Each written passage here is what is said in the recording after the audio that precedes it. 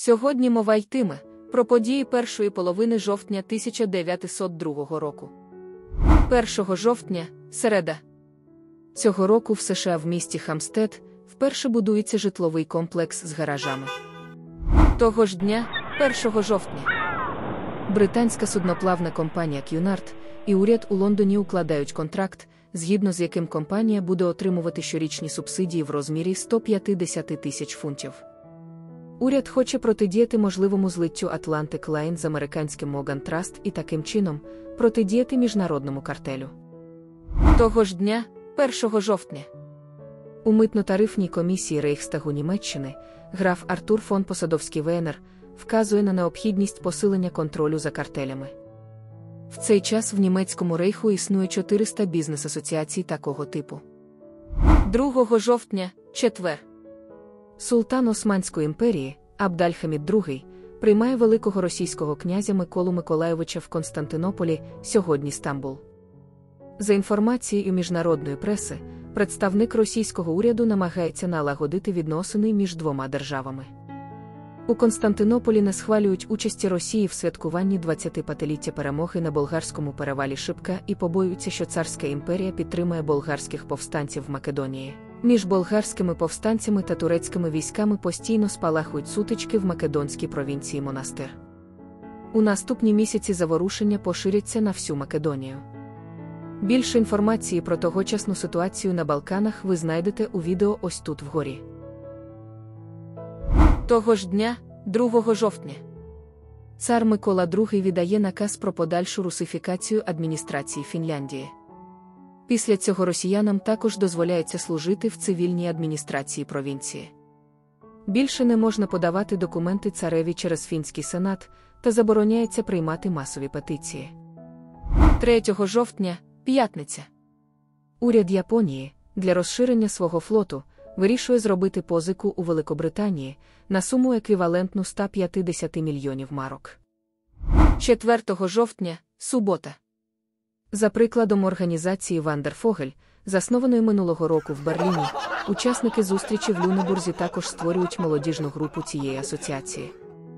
Рух Вандерфогель, в перекладі з німецької означає «птах, що мандрує», виник у Німеччині наприкінці 19 століття.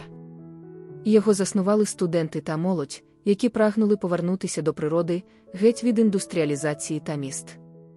Цей рух став початком німецької культури мандрування, яка залишається і досі доволі популярною. Більше інформації про початок культури здорового способу життя на початку ХХ століття ви знайдете у відео ось тут вгорі. 5 жовтня, неділя. В українському місті Києві відновилися заворушення серед студентів. Того ж дня, 5 жовтня.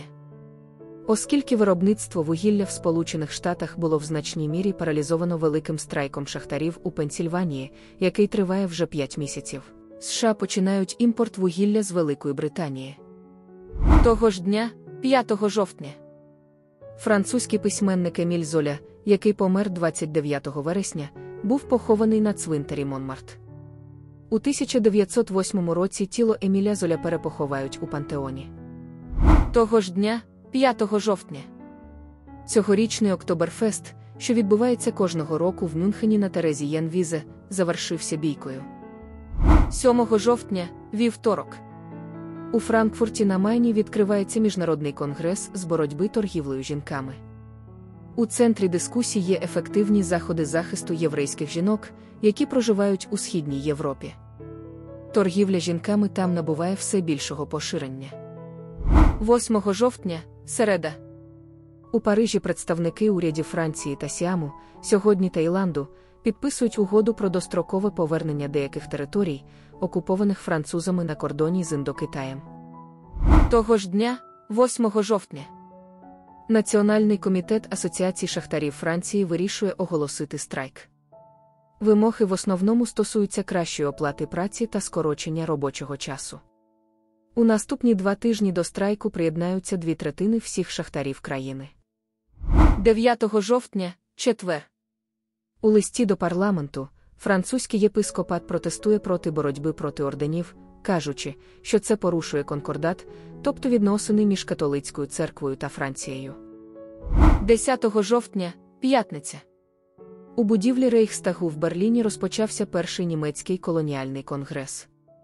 Політики, комерсанти та економісти протягом 2 днів обговорювали проблеми та майбутнє німецьких колоній.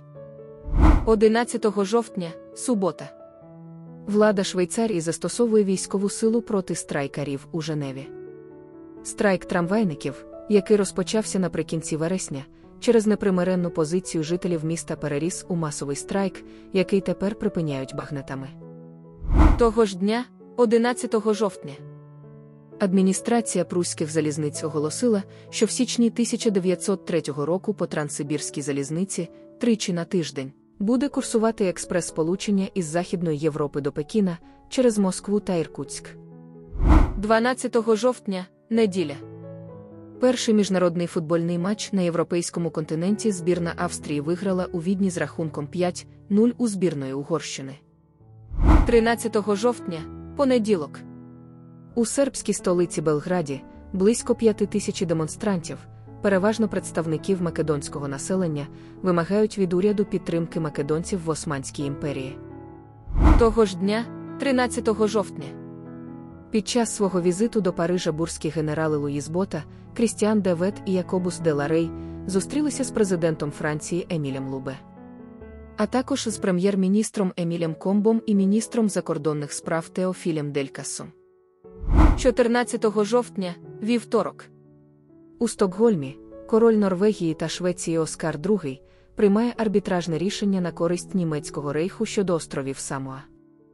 У 1899 році відбулась військова акція з боку США та Великої Британії щодо цього архіпелагу, який належить Німецькій імперії. Того ж дня, 14 жовтня, у США успішно завершена спроба установити бездротовий телеграфний зв'язок із рухомим залізничним потягом.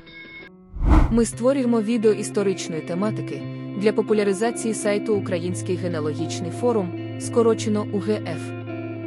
Посилання на нього та на сторінку реєстрації на форумі ви знайдете в описі цього відео. Підписуйтесь на наш канал і натискайте дзвіночок, щоби не проминути наступний випуск.